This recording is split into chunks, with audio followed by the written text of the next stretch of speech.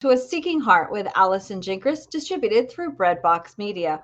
I am joined again by, I say again because we were really thrilled to have Kelly just a few months ago, but now I promised when she was here last time that when her new book came out, Saintly Moms 25 Stories of Holiness, now out from Our Sunday Visitor, that I would happily welcome her back. And so now here we have Kelly Guest again with us as my guest. Mhm. Sorry, I just couldn't resist that play on words. Kelly, welcome back. No, thank you so much for having me, Allison. I appreciate it very much.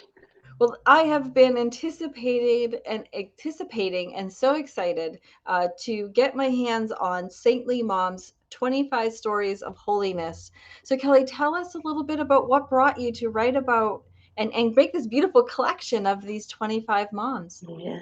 So, when I got married, it was God's will that we begin our family right away. That was not necessarily our plan, but God's. And in 3 years and one day, I found myself with three children, and totally overwhelmed and feeling like I was not doing this right at all. Um, and when I was in the convent, I often would read the lives of saints and found a lot of encouragement and inspiration from them.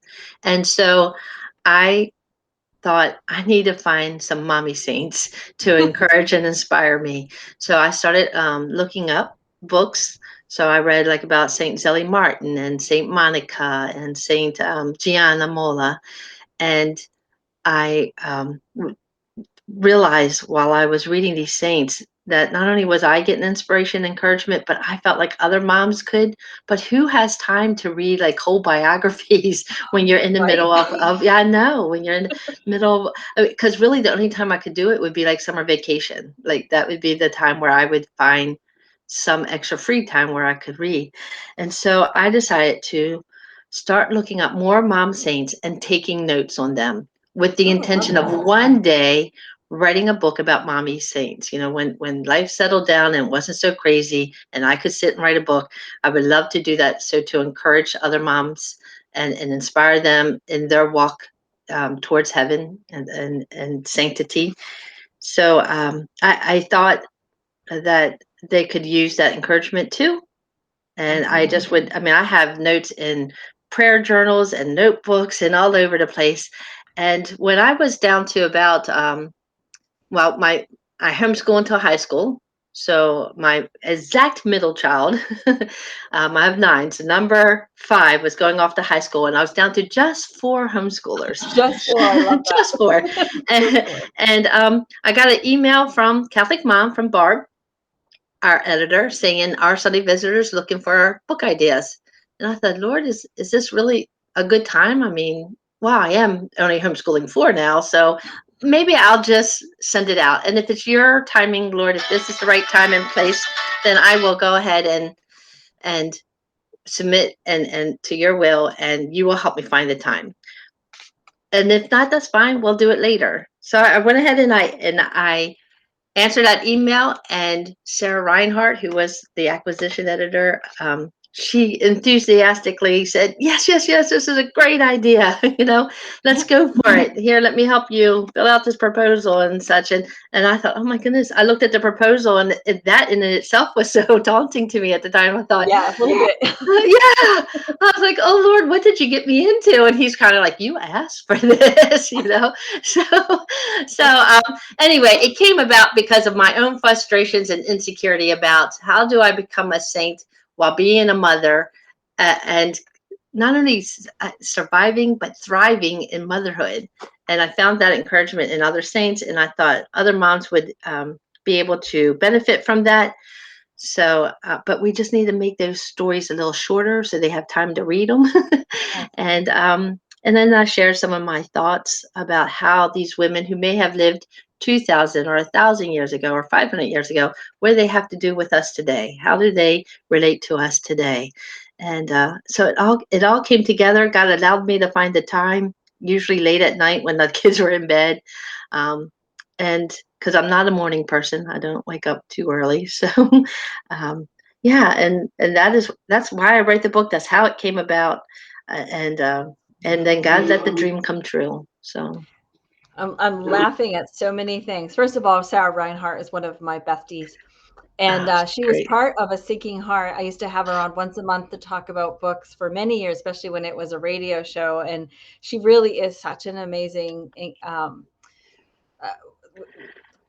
enthusiast and supporter. Yes. There's the word I'm looking for. Supporter for Catholic moms and for helping women in their gifts. So I'm so excited that she was part of this. She's one of Yeah. this. She wouldn't consider herself a saintly mom, but I do. I Oh, think I do too, do. Me I too. think I she's agree. seriously a saintly mom. And then I was laughing on another side of it, kind of a personal level, because I had to move our interview down an hour because I am also working on my book. I'm at 50,000 words. Not sure how many of those are useful yet, but we're gonna get there. It's due in 11 days, which is quite scary. And Kelly, was trying to read it at night and realized that my brain doesn't function at night like I thought it did. So I'm Mm. kind of envious. So I actually, over the course of the last year of writing this book, have switched my own sleeping hours to getting up at 5:30 in the morning and going to bed at like 9:30, 10 o'clock at night. I don't know who I am, but it's kind of funny because and at some point I said the same thing to God. What are you doing? Like, writing that proposal was harder, I thought, than writing the book. Yeah. Like, is this the book before the book?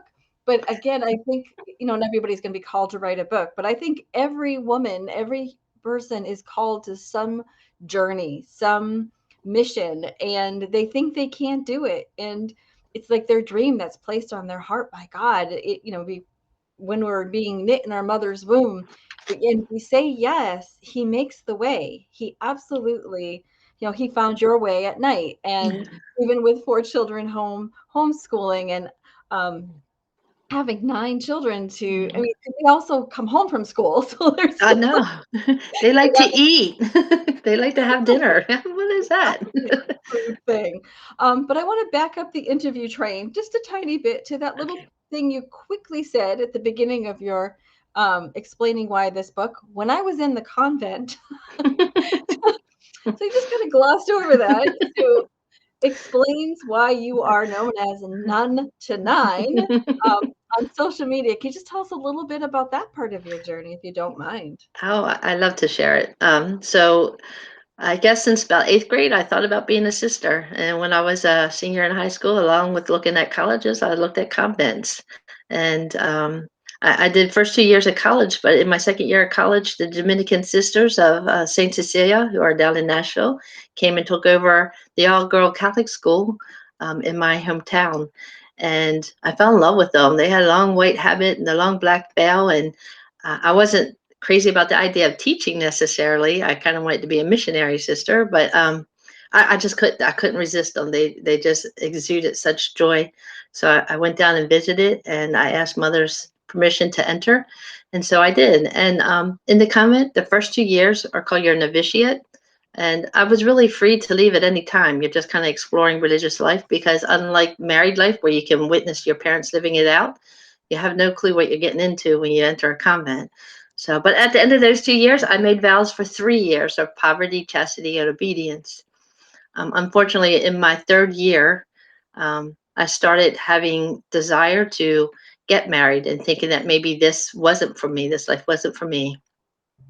And it became a struggle where I was praying a lot because I felt like it was Satan trying to tempt me, knowing that my vows were coming up. And I talked to the Mother General, and she encouraged me. She said, "You made vows for 3 years. You promised God 3 years. He's going to give you the graces to live out those vows. So continue to do what you're doing. You're a beautiful sister. Get up every morning and do what you're called to do. Keep praying and come back and talk to me when it's time, when the time to renew your vows gets closer." So about a week before my vows were to be renewed, I went to her. Well, actually, I guess it's about 2 weeks before. I went to her and I said, I have prayed. I have begged God. I love this life. I want to stay, but I also have a desire to get married. And I just feel like it's Satan and he won't leave me alone. And mother said, "Kelly, it's not," well, she actually said, "Sister, sister, it's not, it's not Satan. It's God. It's time for you to go home and see what else he has in mind for you." So I called my mom and dad and said, I'm coming home. And I met my husband about 3 weeks later, because yes, That's awesome. Oh my gosh, Kelly, that's yeah, so cool. yeah. Never tell God what you're going to do, because when I left the convent, I said, okay, Lord, now I know that you want me to get married, that this is a desire in my heart because you're placing it there. Yeah. But I promise not to fall in love with the first guy I meet. Well, I pretty much fell. I fell in love with the first guy I met, pretty much. And it's so funny too, because I also said I don't ever want to teach fifth grade again. That was my grade that I taught the last year in the convent. I was like, I do not want. And then growing up in the hometown, the town next to us was our rivals. I said, I do not want to teach at that school either. And so, like, I'm telling God all these things, what I do and don't want. And I come home and I get a phone call from the principal at that school saying, would you like to be a long-term sub for fifth grade? Oh I my was like, Lord, gosh. wait a minute. What? And then I, went out and with my cousin who had just come home from the Marines in Desert Storm. So we went out together and Oh. met the young man that would eventually become my wonderful husband of 27 years. So I was like, Lord, you're just so funny. I was just gonna say, we tell God our plans, he laughs. Yeah, exactly. Exactly. So Oh my yeah, so goodness. I did not make, I did not renew my vows. I came home. So I fulfilled the vows that God gave me, and he allows me to draw on those graces. Those years in the convent were wonderful, and I still draw on those graces today. I think they made me a better mom and a better wife.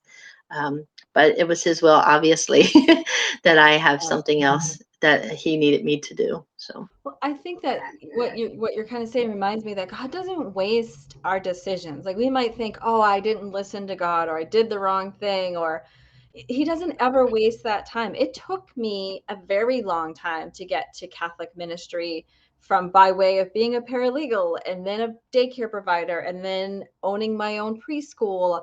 I had a mortgage processor. Like I went through every job you can think of. But looking back, every single one of those, the skills, the graces, the connections, all of it yeah, led me to be able to do what I'm doing right now. God doesn't waste anything. And Thomas Merton, I'm not going to get it right, but Thomas Merton has this beautiful quote that one of my confessors gave me once. It says, Lord, I don't know if I'm doing your will, but I know that my desire to do your will pleases you and that you will make that straight path. I just completely paraphrased Thomas yeah, Merton, but the idea is that I just, all we have to do is pray, like you said. Like I prayed, I discerned. I went to somebody who could help me discern: is this God? Is this Satan? Is this what I'm supposed to be doing? And I think that's what we can do in all of our lives because we all have 1,000 decisions to make every day, including the dreaded "what's for dinner" decision. And God even wants to be part of that, right? Like mhm. we can pray and ask for guidance.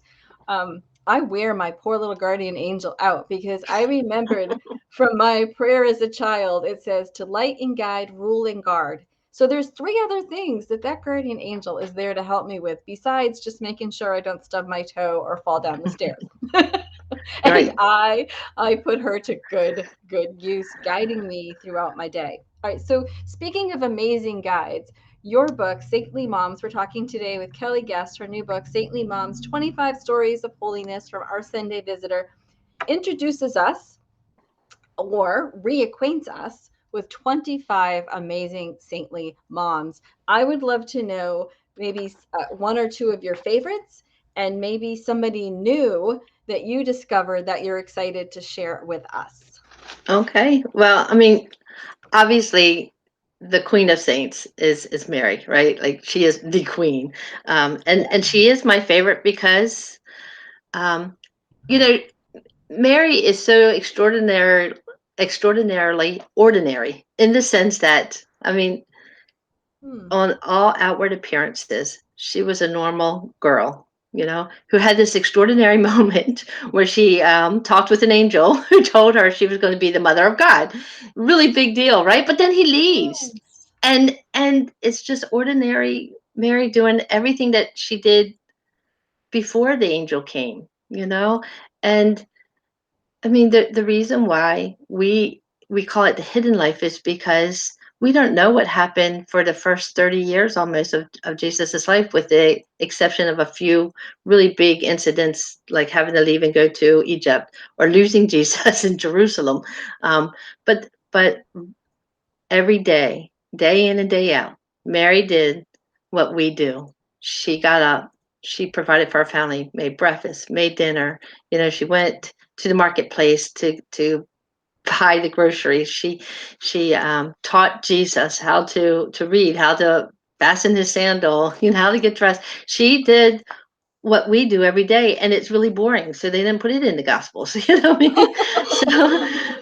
And I love that, because it made me realize that, what, because Mary did this before me, and she did it for love of Jesus and her family, what I'm doing, even though it may seem very boring and insignificant, is holy, and it can make me holy, right? So changing diapers, making dinner, making beds, cleaning rooms, those things are are sanctifying me now when I do it like Mary, for love of Jesus and for the love of my family. So for that, I'll forever be grateful to Our Lady, because she has allowed these ordinary tasks to become extraordinary and to make me holy. So she's my queen. She's my favorite. And then Zelie Martin, she just really encourages me. We know a lot about her because she lived before telephone, so she communicated a lot through writing letters, and we have a lot of her letters. And she so encourages me, because in her letters she expresses her exasperation with Saint Therese, who was very strong-willed. Like, and I remember a letter where she's talking to her brother and saying, "I don't know how to discipline her. Like, nothing seems to phase her. I can, you know, she just doesn't respond. She's so stubborn." And I can so relate to that, because I was a strong-willed child myself. And then not only Therese, but Leonie, Therese's older sister, one of her older sisters, she would talk about her constant tantrums. And I think she's such an encouragement to me, because she experiences these moments of self doubt. Am I doing this right? How can I help them to understand that will needs to be put towards doing God's will? That strong will needs to go that direction.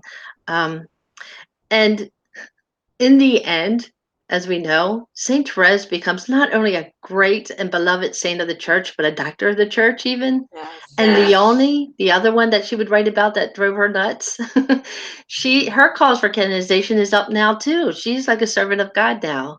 So it's such great encouragement that, like, when I'm frustrated or when I'm at my wits' end, just to pray about them, because God's got this, and He can do great things with that strong will, or He can change those tantrums into something that glorifies Him. And so in the end, I just do my best and let God do the rest, because that's what Saint Zelie taught me.